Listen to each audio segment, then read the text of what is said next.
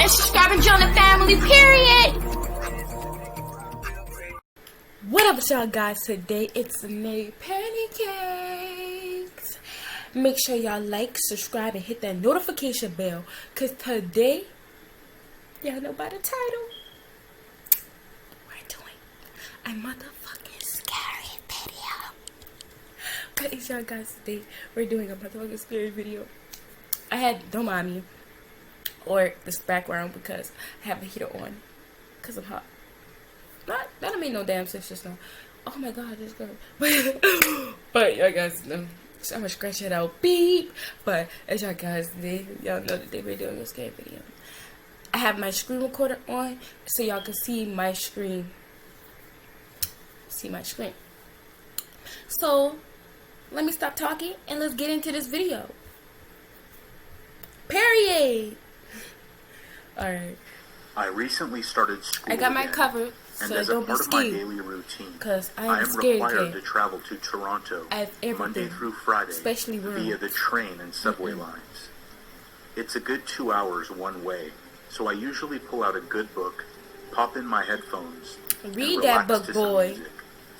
I, of course, being from out of town, have heard a lot of horror stories that many people have endured on the subway. Naturally, I thought most of it was just exaggerations and tall tales. Well, I was very quickly proven dead wrong. About a week ago, I had just finished a very long and grueling Why is day you of walking school, in the woods and I wanted nothing more than to just by get yourself? home and relax as soon as possible. I took my usual bus route to the subway station and sat down on one of the seats directly beside one of the exit doors. Where you live at? I ain't got that down Now, here. a little context. And you're the only one on the side. Forward, looking at one seat ahead of me, across the aisle of the subway car. This seat was occupied by a woman that looked to be in her 20s. So she was what looked like playing a game on her phone. Hold up. We got retake. What is that? Her head? Why she look like that? Why she look like that? Look her mouth. Ooh. She look like Momo. And who told her to do her hair? Let me stop tripping on people. Cause she look bad. No, let's get back into this video. The seat was occupied by a woman that looked to be in her 20s. She was what looked like playing a game on her phone and was paying absolutely no attention to anything going on around her. Next to this seat opposite me is another seat that faces this lady on her phone. And it is this person in this seat that made my 40-minute subway ride very disturbing. Occupying this seat was another lady that looked to be about 40 years old and possessed a very creepy smile. I say this because she never stopped smiling. And I mean, she was smiling the entire subway ride. For the first half of the ride, I was getting at the younger lady on her phone, laughing and muttering to herself. She also would occasionally take her phone out of her purse and take pictures of the girl on her phone. Her face looked normal down here. Down here, the crackheads down here. It's serious. It's serious. About halfway to my destination, the younger girl that was on her phone left the subway car. Okay. And the smiling lady's attention was then directed at me. She turned to face me and gave me a huge, disturbing, toothy grin. Look at him. I just stared at a poster on the roof of the train for what felt like hours. Eventually, she got the hint that I was avoiding her gaze like the plague and went to plan B. That's that Rona. Purse and removed a tube of toothpaste. She then proceeded to ingest at least half the tube. I damn near threw up, but somehow held it together.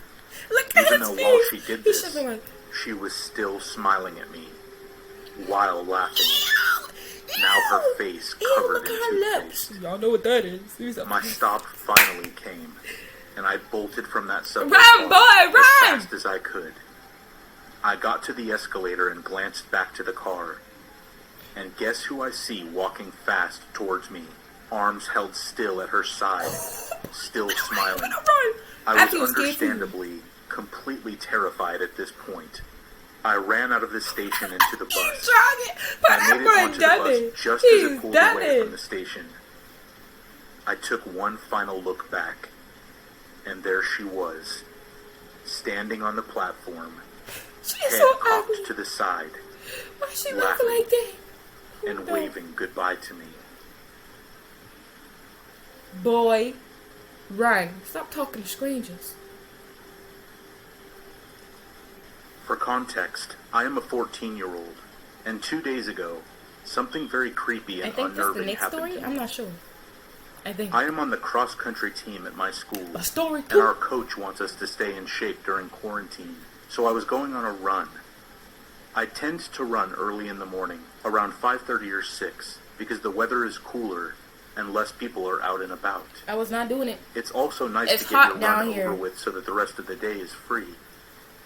For you to understand exactly what happened, I need to explain the route that I run. Why do you run like that? So bear with me. I live in a nicer neighborhood in the U.S. My neighborhood is also near a... So, am I the only person that used to, like, look at Mayan reader? So, y'all telling me this does not sound like Mayan. This sounds just like Mayan, bro. They had the best books when I was little. Just know. And when we had that book fair, I had it. A major Back road. to the store. When I go on my run, I leave my neighborhood, travel down the main road, and enter a different neighborhood that is close to my own. I ain't doing that. This neighborhood has a low crime rate, is on the richer side, and goes along a big reservoir. It has low lots crime of hills, rate. and some of the bigger houses near the entrance of the neighborhood are backed up against some woods.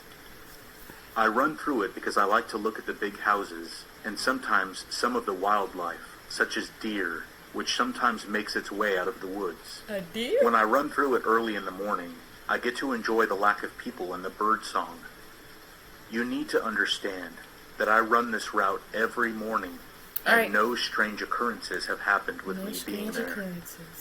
Now that you understand this setup, I'll tell you what happened. Why are you looking at me like that? Like I said, this was 2 days ago.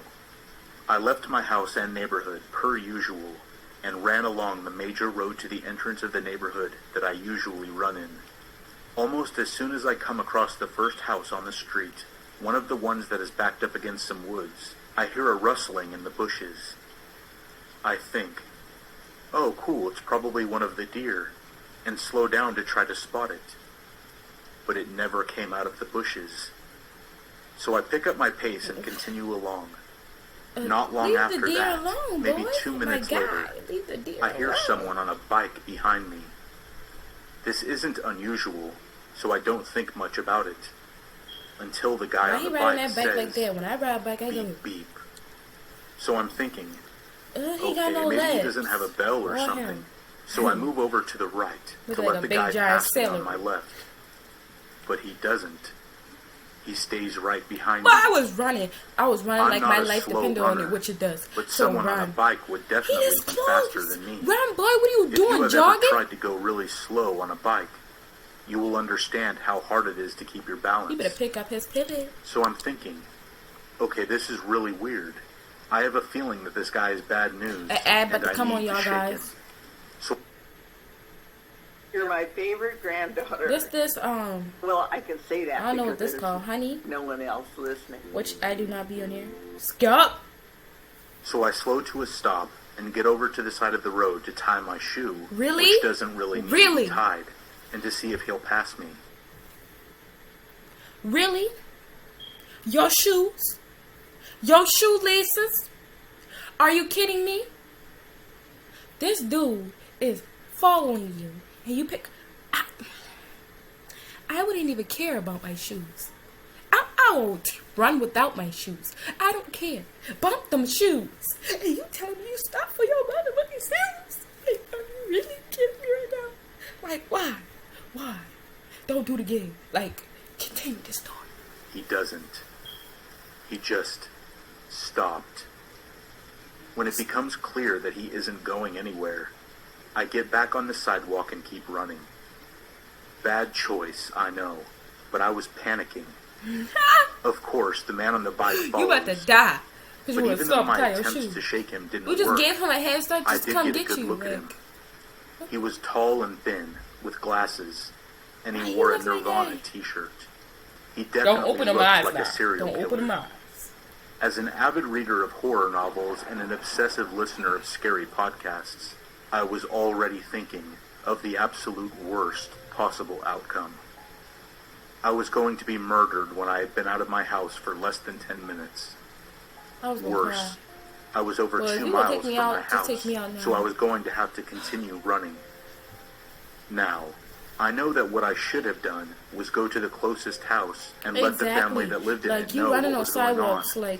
But I wasn't thinking clearly. So I kept running. I get smart when I'm scared. The man on the bike kept following me. I get smart. At a all math equations and everything. Pace.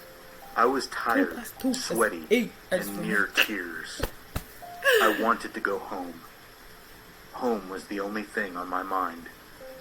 I started looking around for ways to lose him or hide.